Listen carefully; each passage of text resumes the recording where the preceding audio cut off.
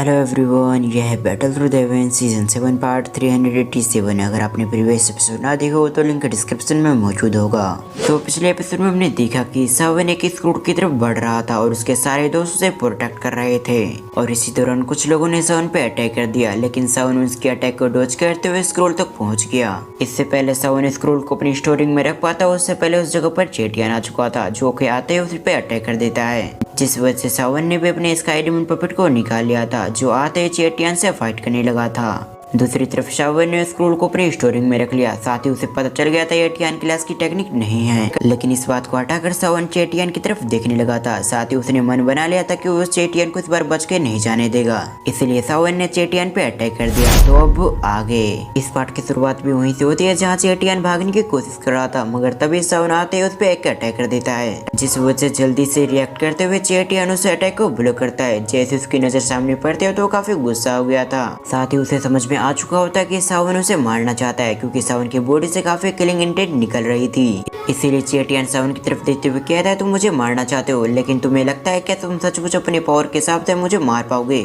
लेकिन मैं तुम्हें बता दूं, तुम तो मुझे नहीं मार पाओगे, मगर मैं तुम्हें जरूर मार दूंगा। ये कहने के साथ ही उसने अपने द्विको को एक्टिवेट कर लिया। इससे पहले चेटियान सावन पे अटैक करता, उससे पहले उसने महसूस किया जैसे कि कोई पीछे से उस पर अटैक करने के लिए आ रहा है, जिस वजह से जल्दी से रिएक्ट करते हुए उस अटैक को ब्लॉक करता है। हम देखते हैं ये स्काई डेमन पपेट था जो चेटियान पे आने के साथ ही उस जगह पे अटैक करने लगता है। ये देखने के साथ ही चेटियान भी जल्दी से रिएक्ट करते हुए कई सारे अटैक को ब्लॉक करता है, मगर स्काई डेमन पपेट बिना रुके लगातार चेटियान पे हमले करे जा रहा था, जिस वजह से चेटियान को सिर्फ ब्लॉक करने का मौका मिल पाता है। तभी वो अपने मन में कहता है ये पपेट काफी स्पीड से मूव कर रहा है, जिस वजह से मुझे जल्द से जल्द इससे दूर जाना होगा, नहीं तो मैं इस पपेट के हाथों सीरियसली घायल हो जाऊंगा, जिस वजह से मेरा इस जगह पर सर्वाइव करना बहुत मुश्किल होगा। ये सब सोचने के साथ ही वो डिसाइड करता है सबसे पहले वो इस जगह से निकलेगा, बाद में वो सावन से इस बेइज्जती का बदला जरूर लेगा। जब चेटियान इन सभी चीजों के बारे में सोच रहा था तभी स्काई डेमन पपेट एक पावरफुल पंच उस पे थ्रो करता है। ये देखने के साथ ही वो जल्दी से अटैक को ब्लॉक करता है, मगर इसके इम्पैक्ट से चेटियान पीछे आ गया था। इससे पहले चेटियान अपने आप को फिर से संभाल पाता, उससे पहले उसने महसूस किया फिर से उस पे पीछे से अटैक होने वाला है। सिंसिप प्रोग्राम सावन को देखते हैं जिसने अपनी हेवनली फिल्म को एक्टिवेट कर लिया था। साथ ही उसने अपनी एक टेक्निक का परफॉर्म करना शुरू कर दिया था और तभी सावन अपने स्काई बर्निंग सेल से चेटियान पे अटैक कर देता है और इसकी खतरनाक पावर को सेंस करके चेटियान के भी रोंगटे खड़े हो चुके थे। वो अपने मन में कहता है आखिर ये लड़का इतना पावरफुल कैसे हो गया, क्योंकि पिछली बार चेटियान ने खुद देखा था पिल टावर के अंदर सावन इतना पावरफुल नहीं था।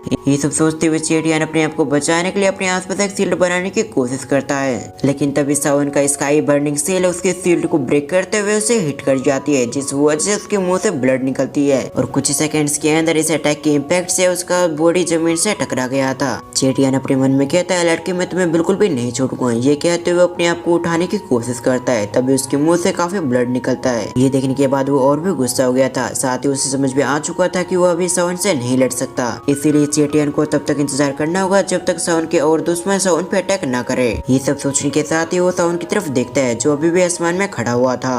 उसकी तरफ देखते हुए चेटियान उससे कहता है मैं तुम्हें अगली बार पूरी तरह से डिस्ट्रॉय कर दूंगा। ये कहने के साथ ही उस जगह से निकलने की कोशिश करता है, लेकिन चेटियान भूल चुका था कि सावन उसे इस जगह से नहीं जाने देगा और अगली पल हम देखते हैं उसके सामने सावन आ चुका था जो उसके सामने आते हुए कहता है मैं तुम्हें अगली बार बदला लेने का मौका बिल्कुल भी नहीं दूंगा। उसकी इतना कहते उस जगह पे स्काई डेमन पपेट आ चुका था जो काफी तेज से रिएक्ट करते हुए चेटियान के गोले को पकड़ लेते और उसे धीरे धीरे करके सप्रेस करने लगा था, जिस वजह से चेटियान का चैप्टर कुछ सेकंड्स के अंदर क्लोज हो गया था और अगले पल स्काई डेमन पपेट उसकी बॉडी को जमीन पे पटक देता है। दूसरी तरफ हम सावन को देखते हैं जो चेटियान की बॉडी की तरफ देखता है जो अब तक मारा जा चुका होता है। उसकी तरफ देखते हुए सावन कहता है हमारे कोई भी दुश्मनी नहीं थे, लेकिन तुम्हें हमेशा ऐसा लगता था कि मैंने तुम्हारे बेटे को मारा है और इसी वजह से तुम हमेशा मुझे मारने की कोशिश कर रहे थे। मैंने तुम्हें पहले भी बताया था कि मैंने तुम्हारे बेटे की जान नहीं ली। जब सावन इन सभी चीजों के बारे में सोच रहा था तभी सावन के दोस्त भी उसके पास आ जाते हैं। तभी सावन लिटिल फेरी डॉक्टर और बाकी सभी से कहता है क्या तुम सभी ठीक हो? ये सुनने के साथ ही वो नोट करते हैं और तभी लिटिल फेरी डॉक्टर सावन से कहती है भले इन पपेट के अंदर सोल मौजूद है लेकिन इनके पास दिमाग नहीं है, लेकिन इनकी पावर की वजह से इन्हें मारना थोड़ा सा मुश्किल है। तभी टियान जुंजे आगे बढ़ते हुए सावन से कहते हैं क्या तुमने उस स्क्रोल को हासिल कर लिया? क्योंकि एक एक स्क्रोल स्क्रॉल को सभी वैलेज ने हासिल कर लिया है। ये सुनने के बाद सावन अपने सर को हाँ मिलाता है और इसके साथ ही टियान जुंजू से कहता है मगर मेरे पास जो टेक्निक है वो टियान क्लास की टेक्निक नहीं है।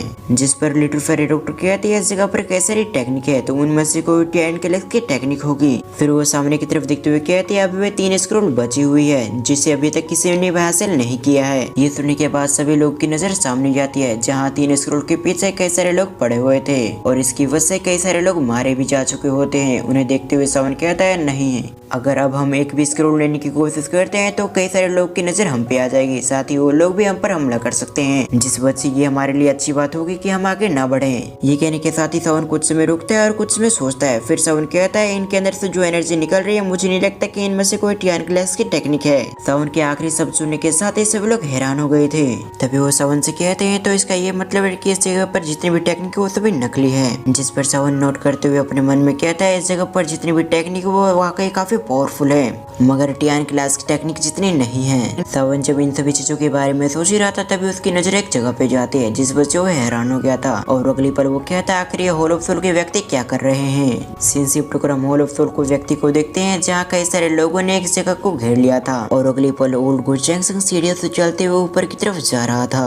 तभी टियान जुंजी हॉल ऑफ सोल के मेंबर्स की तरफ देखते हुए कहते हैं लगता है वो डाओशंग के स्केलेटन को लेना चाहते हैं इसीलिए वो सभी उसी तरफ जा रहे हैं। टियान जुंजी की बातों को सुनने के बाद हम जिया को देखते हैं जो उनकी तरफ देखते हुए कहती है अगर वो सभी डाओशंग का स्केलेटन लेना चाहते हैं तो हमें जाकर उन्हें रोकना चाहिए ताकि हम उनसे छीन पाए। ये कहते हुए जिया महसूस करती है सावन उसकी बात नहीं सुन रहा जिस वजह से सावन की तरफ वो देखती है कि सावन काफी बारीकी से स्केलेटन की तरफ देख रहा है। दूसरी तरफ हम सावन को देखते हैं जिसने महसूस किया था जैसे कि वो स्केलेटन हिला है जिस वजह से सावन सरप्राइज हो गया था। सावन अपने मन में कहता है आखिर एक डाओशंग का स्केलेटन कैसे हिल सकता है, क्या ये स्केलेटन अभी भी जिंदा है। ये कहते हुए सावन बहुत ज्यादा हैरान हो गया था।